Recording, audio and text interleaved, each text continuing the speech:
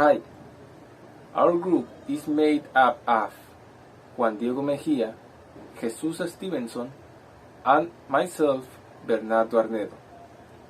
Today, we are going to talk about the drill, their parts, and how to use. Drill. The drill is a machine with which you can make holes due to its rotational movement, sometimes combined with a percussion movement that makes the beat hit in its head. A drill is integral by a power source that feeds the motor. The source is generally electric, but in some cases it can be hydraulic or non-magnetic. This energy reaches a capacitor that leads when we pull the trigger is transferred to the motor. When the motor receives this energy, it begins to activate, turning its head and transmitting the movement to the drill bit. For you to use it, you must manipulate it from the house and put the bit in contact with the surface. Hi, my name is Juan Mejia. Part of the drill switch. This is the on or off button. It allows the passage of current to start working. Drill or wick holder. It is the part of the drill that holds the bit and it's connected to the next part, which is the tube. Connected the wick with the drive.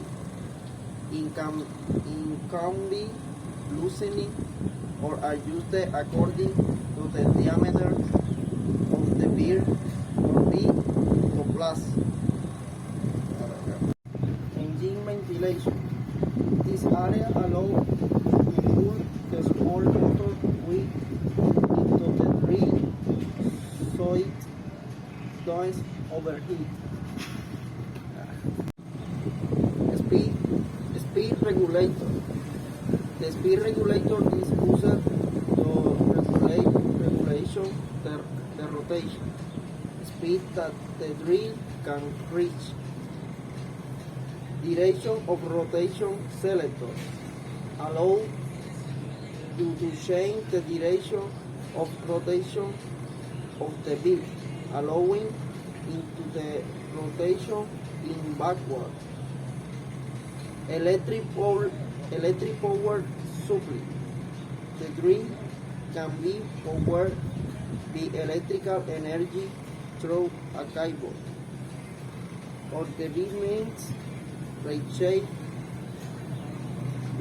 or relay battery. Before use, keep in mind that power drills can be dangerous if used improperly. Always wear eye protection when using a power drill.